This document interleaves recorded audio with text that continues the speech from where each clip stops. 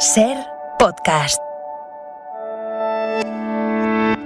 Guadalupe Nettel, bienvenida a La Hora Extra, que es el programa de cultura de la cadena SER. Muchas gracias por atendernos. Gracias a ti por la invitación. Vamos a hablar de los divagantes en anagrama y lo primero que te quiero preguntar es si somos todos divagantes, en cierto modo, en este mundo tan fugaz, tan rápido, de consumo masivo, un poco desmemoriado también. Yo creo que en este momento de la historia en particular sí que estamos bastante confundidos y desorientados respecto al rumbo que queremos seguir, ¿no? Antes teníamos muy claro que lo que buscaba la humanidad era el progreso, la civilización, el desarrollo de la tecnología. Creíamos en el capitalismo y todos queríamos consumir más y más. Y yo creo que esos modelos se están desquebrajando y la gente ya no tiene tan claro que nos estén conduciendo a la felicidad. Uh-huh. ¿Es la araucaria una metáfora de nuestra sociedad? Somos, en cierta manera, un árbol, no sé si viejo, pero enfermo, parasitado por un hongo que no sabemos identificar. Yo creo que sí, que podría ser una metáfora totalmente, no solamente de la familia que aparece en ese relato, sino de esto, de la forma en que está configurada la sociedad y de los valores que durante el último siglo tuvimos. Uh-huh. ¿Y sabrías identificar o ponerle palabras a ese hongo? Bueno, puedo decir algunas, justamente creo que cambio climático, capitalismo desenfrenado, consumo sin parar, son parte de estas, no sé, especies parasitarias que nos están secando. Uh-huh. ¿Y somos todos viejos? Voy a leer. La edad nos aturde a todos, nos cierra los sentidos. No sé si nos hemos vuelto un poco conservadores en el sentido de que nos falta fuerza, ganas de cambiar las cosas. Nos hemos envejecido. Eso no diría, porque sí siento que hay varias luchas que se están llevando a cabo. Está la lucha por el medio ambiente, definitivamente.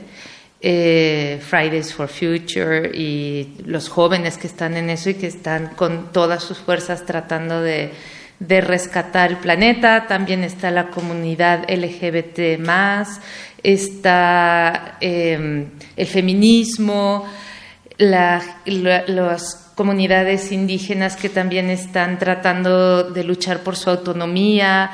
Todos no estamos envejecidos, pero sí hay una parte que está bastante anquilosada, ¿sabes? Como cuando has comido demasiado durante muchos días y que ya no logras moverte con ninguna agilidad, así medio aplastado. Mm-hmm. Me has respondido un poco a la siguiente pregunta porque, claro, te continuaba leyendo, la juventud acarrea un gran número de inconvenientes, pero también muchas ventajas, entre ellas la posibilidad de empezar de nuevo y corregir varios de nuestros errores. Es cierto que hay más esperanza en los jóvenes, pero al mismo tiempo a esta generación de jóvenes se le llama la generación perdida, leemos en uno de los relatos, o también la generación de cristal. No sé cómo ves esas críticas a la juventud.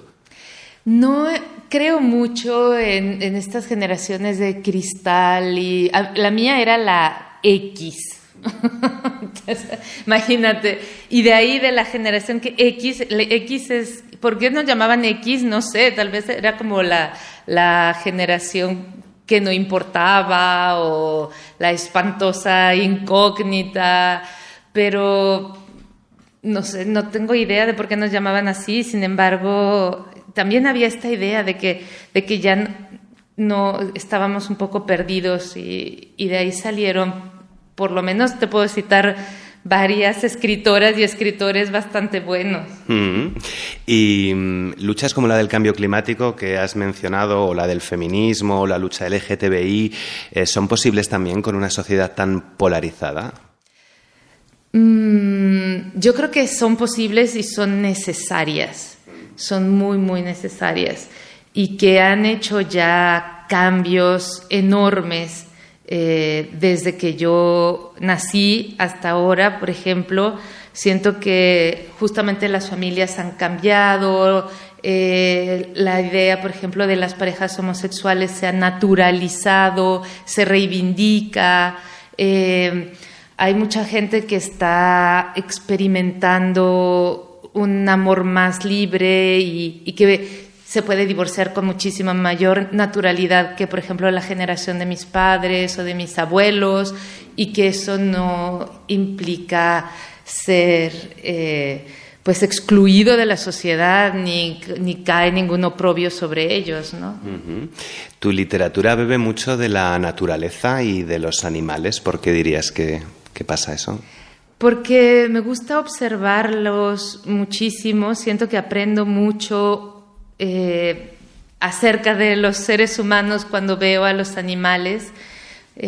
Para no ir más lejos, la mosca que se estrella 500 veces contra el vidrio me parece un reflejo clarísimo también de muchos seres humanos que conozco, incluida yo misma.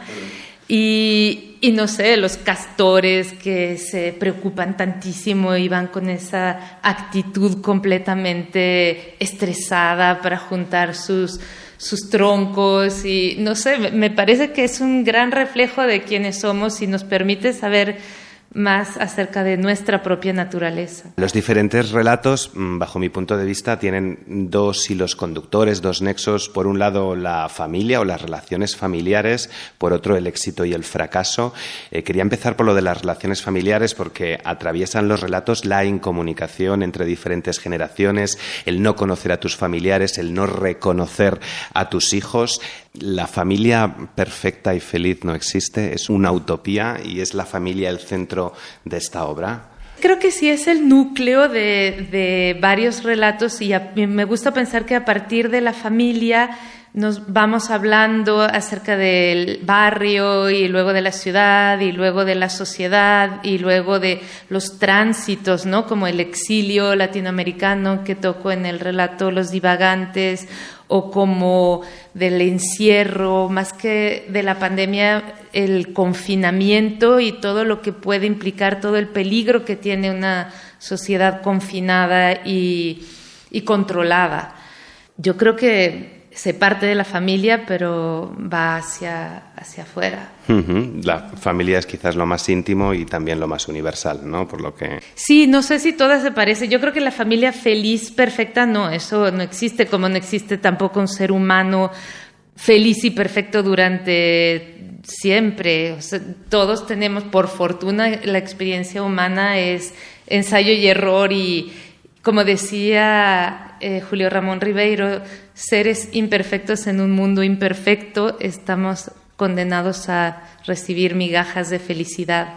Pero a mí me gustan las migajas de felicidad, creo que hay que saborearlas porque son deliciosas. Uh-huh. El libro comienza con una cita de Anais Nin que tiene que ver con uno de los relatos. En él un huérfano se inventa los orígenes de su familia. ¿Qué importancia tiene el cómo nos contamos?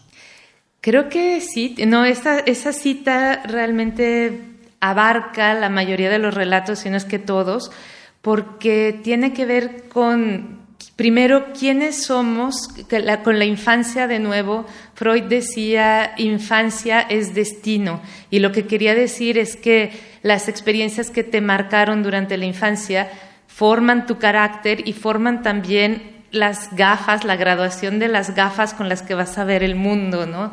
Entonces, partimos de la infancia y toda la realidad la observamos desde ahí. Ahora, yo creo que se puede cambiar un poquito esta óptica, que podemos aumentar o bajar las dioptrías. No creo que estemos ya absolutamente condenados a ser de una misma manera. Ahora, cuesta trabajo, eso sí. Y cuesta también trabajo el recuperar ese niño que perdemos, ¿no? En la infancia, que también aparece en uno de los relatos, ¿no? Como somos niños, pero lo olvidamos hasta que somos muy viejos. Pues sí, somos niños, y lo olvidamos, y cuando queremos recuperar esa frescura a veces nos cuesta trabajo. Pero cuando nos pasan las tragedias de la vida, volvemos a ser niños y nos damos cuenta de que la infancia está ahí, como dice el relato, agazapada, ¿no? Y de repente te hiere y te das cuenta de la fragilidad y la vulnerabilidad que todavía puedes sentir. Uh-huh. Se habla también mucho del éxito y del fracaso, quizás a lo mejor más del fracaso, porque hay determinadas situaciones que marcan la vida de los personajes. El éxito y el fracaso, sobre todo el fracaso, también nos condiciona socialmente, nos modula, nos coloca. Es una de esas plagas de las que me preguntabas antes, como el consumo y el capitalismo. Esta idea que nos han vendido de hay que ser exitoso, nadie puede fracasar. ¿Qué es fracasar para comenzar?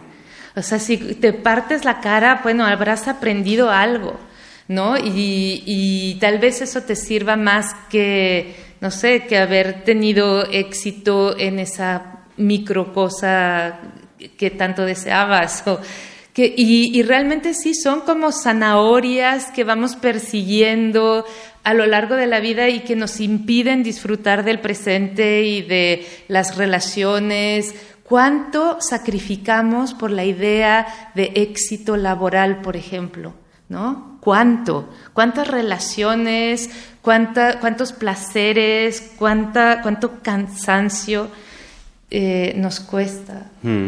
A propósito del éxito, mi padre decía con frecuencia que la gente solo es reconocida en México cuando hace una carrera fuera del país. No sé si estás de acuerdo con esta afirmación que podemos leer en Los Divagantes. Bueno, sí, no lo digo yo ni lo dice solo el padre de la protagonista. Muchos mexicanos lo tienen claro. Fíjate, yo traté de publicar mi primera novela, El Huésped, primero en todas las editoriales mexicanas donde había editores mexicanos. A veces eran editoriales españolas como Alfaguara, Planeta, etcétera, pero no la tomaban porque yo era totalmente desconocida. Y cuando me fichó Anagrama y volví a México, bueno, o sea, alfombra roja. Uh-huh.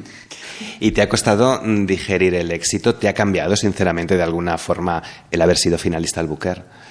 Pues cambiarme a mí realmente como persona, no, sí me hizo entrar en una montaña rusa de emociones. Y ahora con un poquito de perspectiva me divierte mucho recordarlo. En su momento fue montaña rusa, pero trato de verdad de no creérmelo tanto ni de creer tanta importancia porque sé que así es la vida de todo el mundo. A veces estás arriba, a veces estás abajo, a veces estás en el centro y a veces estás en la periferia, y si basas en el reconocimiento, la felicidad, estás bastante perdido. Mm-hmm. Cuando falla la comunicación siempre podemos jugar al Scrabble, que me encanta esa idea, el poder de las palabras, también el poder de la literatura, que está muy presente, sobre todo en el último relato, pero ya aparece también en el primer relato. Te quería preguntar por la literatura hoy, ¿cómo ves estas nuevas voces? Hay más pluralidad de voces, se han incorporado muchas voces de mujeres que están escribiendo, pero no sé si al final la literatura es más conservadora, es menos arriesgada, menos rupturista que cuando Cortázar, por ejemplo. En términos formales, sí estamos en una época en la que no hay tanta búsqueda justo de vanguardia, ¿no? Romper el lenguaje o las formas, no sé, las estructuras de los textos. Justo pienso en Rayuela, que decía, bueno, se puede leer de esta manera y de esta otra. O en poetas como los futuristas, que en su momento también, o en el Úlipo, que fue yo creo que lo último más así experimental que ha habido. Pero creo que la ruptura está en este momento más bien enfocada a nuestra óptica del mundo. Yo leo escritoras como Gabriela Wiener y digo, esta mujer tal vez no está rompiendo las formas, no sé, literarias, no está rompiendo la forma de escribir el relato tradicional, y al mismo tiempo sí está rompiendo muchas convenciones, sí está rompiendo bastantes prejuicios. Creo que va más por ahí, lo mismo con Virginie Despentes, por ejemplo. Yo creo que la idea de ruptura va más hacia eso que te digo. Y la mezcla de realismo y fantasía es una constante en la escritura latinoamericana. ¿Por qué crees que se da esta tendencia? Por tradición, en parte, y porque de verdad estamos rodeados de mucha...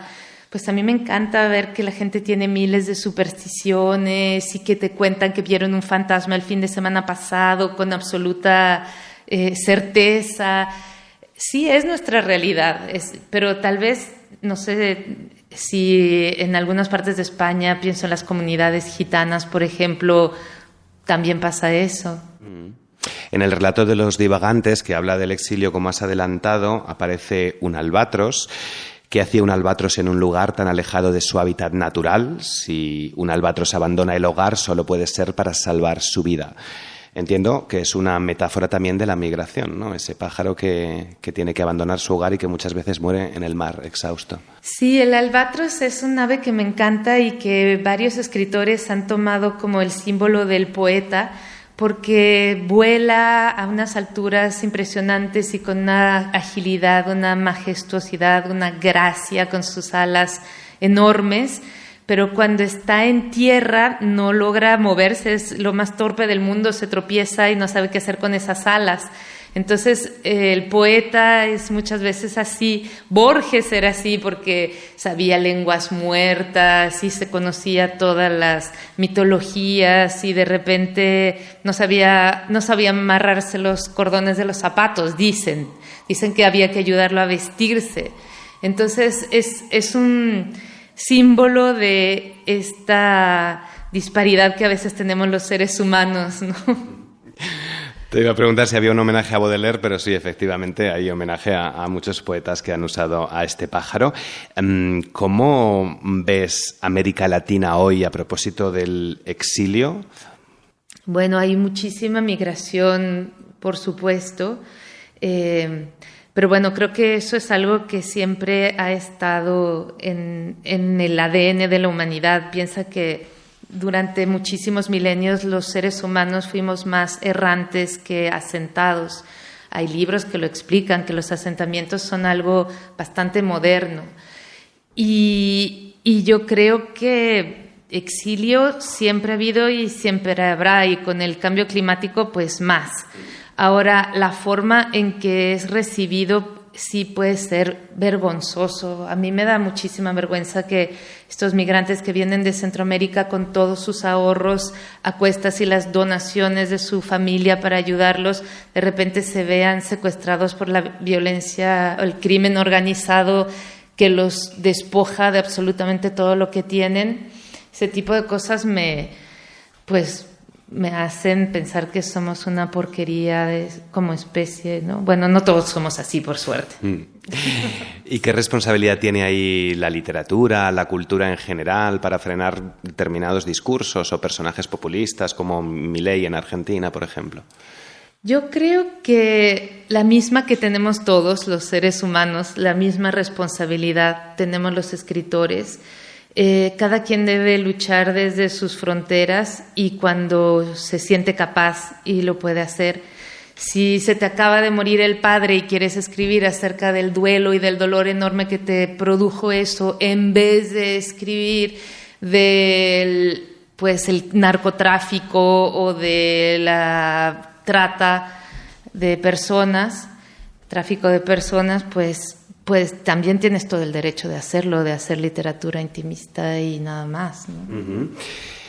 Es un libro marcado por la pandemia, por lo que he leído, y por el confinamiento. Decíamos que la pandemia y ese encierro nos iba a dejar unas consecuencias funestas y duraderas, leo en uno de los relatos, pero en realidad parece que todo ha pasado y que hemos olvidado ese periodo por completo, ¿no? Sí, yo cuando pienso en ese relato no pienso que sea el COVID, sino de verdad la verdadera pandemia. Fíjate, creemos que hemos olvidado el COVID y sin embargo los psicólogos dicen que hay una pandemia de depresión, que nunca habían visto tanta gente deprimida.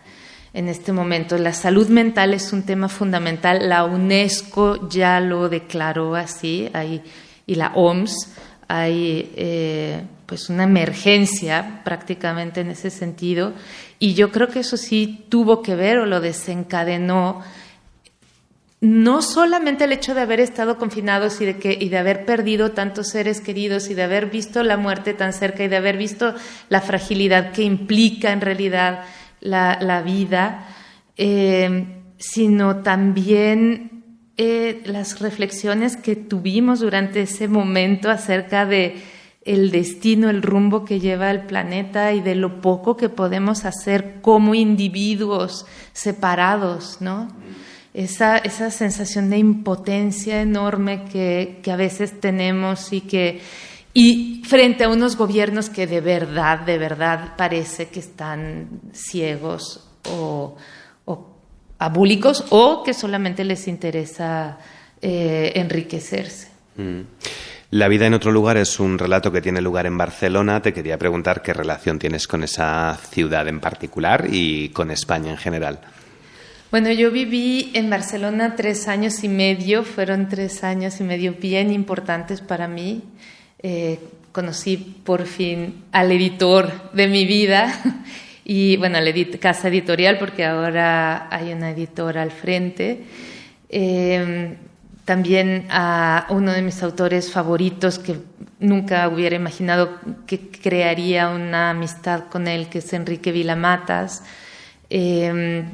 Y ahí conocí al padre de mis hijos, por ahí cerca también me casé, después ya me divorcié, pero ese es otro tema. No sé, me marcó mucho, tengo muy buenos amigos ahí, creo que sí llegué a echar raíces, lo cual es bastante difícil a decir de la mayoría de la gente de otro país que llega a vivir a Barcelona. Pero yo sí hice buenos amigos ahí, escritores con los que me siento muy cercana. ¿Qué tiene el relato o el cuento que no tiene la novela?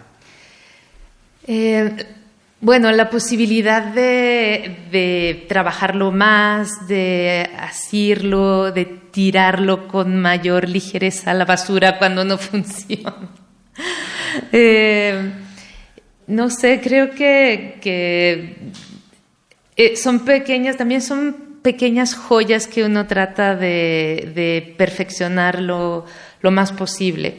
Son una joya todos y cada uno de ellos, pero no sé si ¿tienes intención de jugar un poco con el lector o invitarle a que desarrolle su imaginación? Porque es que de verdad cada uno de los relatos tiene un misterio, una intriga, algo ahí detrás que te deja con ganas de más.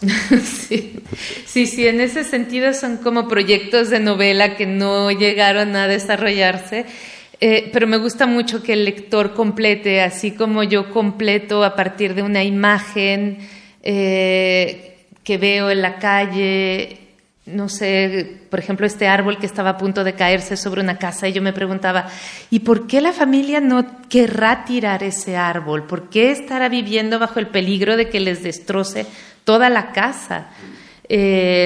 No sé, así como lo completé yo, me gusta que los lectores completen, y a veces creo que con las pistas que les doy tienen más que suficiente. Me gusta pensar en un lector activo o activa que vaya a rellenar esas historias.